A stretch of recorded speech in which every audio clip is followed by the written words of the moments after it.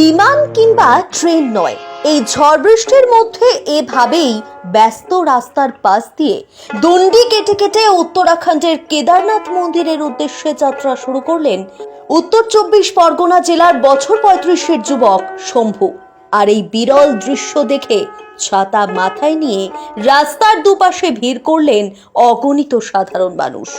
কেউ ছুটে এসে শম্ভুর পায়ে হাত দিয়ে প্রণাম করলেন, আবার কেউ কেউ সামান্য অর্থ দিয়ে সাহায্য করলেন।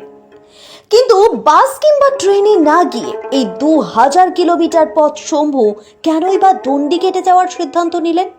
শম্ভুর এই যাত্রা কোনো ধর্মীয় প্রচার নয়, এর পেছনে রয়েছে এক জীবন্ত কাহিনী। শুনলে গায়ে কাঁটা দেবে আপনারও।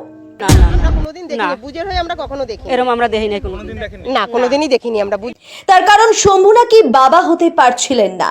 আগে মনে করো দুটো সন্তান নষ্ট হয়ে গেছে, পেটেতেই নষ্ট হয়েছে, একটা ৩ মাসের একটা ৪ মাসের। তারপর মানত করলেন, ২ সন্তানের বাবা হলেন।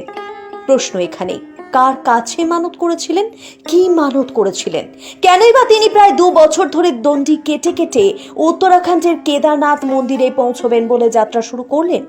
এই অলৌকিক ঘটনাটি জানতে দেখুন পুরো ভিডিওটি। উত্তর ২৪ পরগনা জেলার বাদুড়িয়া থানার কেওসা এলাকার একদম সাধারণ ঘরের বছর ৩৫-এর এই যুবকের পুরো নাম শম্ভু কাহার। বিগত বেশ কয়েক বছর আগে তিনি বিয়ে করেন, কিন্তু তার স্ত্রীর কোনো সন্তান হচ্ছিল না। পরবর্তীতে পরপর ২বার স্ত্রীর গর্ভে দুটি বাচ্চা নষ্ট হয়। হতাশায় ভেঙে পড়েন শম্ভু। তবে বরাবরই বাবা ভোলানাথের ভীষণ ভক্ত এই যুবক। হঠাৎ একদিন মনের অজান্তেই শম্ভু মানত করে বসলেন, যদি তার পুত্র সন্তান হয় এবং সেই সন্তান যদি সুস্থভাবে পৃথিবীর আলো দেখতে পায়, তাহলে তিনি দণ্ডি কেটে কেদারনাথ মন্দিরে গিয়ে বাবা ভোলানাথের পুজো দেবেন। ভগবান যদি দেন তবে তার কাছে রাখা প্রতিশ্রুতিও রাখতে হয়। কেন বললাম এই কথা জানেন? তার কারণ মানত করার ১ বছরের মাথায় ফুটফুটে এক পুত্র সন্তানের বাবা হলেন শম্ভু। শুধুই কি তাই, এরপরে ঘর আলো করে জন্ম হলো এক কন্যা সন্তানের। অবাক করা বিষয় এখানেই, পরপর ২ সন্তানের বাবা হয়েও শম্ভু কিন্তু কিছুতেই ভগবানের কাছে দেওয়া প্রতিজ্ঞা ভাঙেননি। হ্যাঁ, ছেলের পরে এক মেয়ে আছে, ১.৫ বছরের মেয়ের বয়স, ছেলের বয়স ৩ বছর। মানে এই কি এই কেদারনাথই মানত, এই বাবার এখানেই মানত? হ্যাঁ, মানতটা কাজে না ওখানে যাইনি, এখান থেকেই করেছিলাম, মন থেকেই করেছিলাম বাবার, যে আশা পূর্ণ হলে বাবা তোমার কাছে দণ্ডি খেটে যাব, আশা পূর্ণ করে আসবো তোমারও। ২ বছরের জন্য পরিবার পরিজন ছেড়ে বাদুড়িয়া থানার কেওসা এলাকার নিজের বাড়ি থেকে জুলাই মাসের ১০ তারিখ অর্থাৎ গুরু পূর্ণিমার শুভ দিন দণ্ডি কেটে কেটে কেদারনাথের উদ্দেশ্যে যাত্রা শুরু করলেন এই যুবক। যাত্রাপথে শম্ভুর সঙ্গী বলতে একটি ব্যাগ, আর সেই ব্যাগের সঙ্গে ঝুলছে দেশের জাতীয় পতাকা আর বাবা ভোলানাথের ছবি আঁকা ধ্বজা।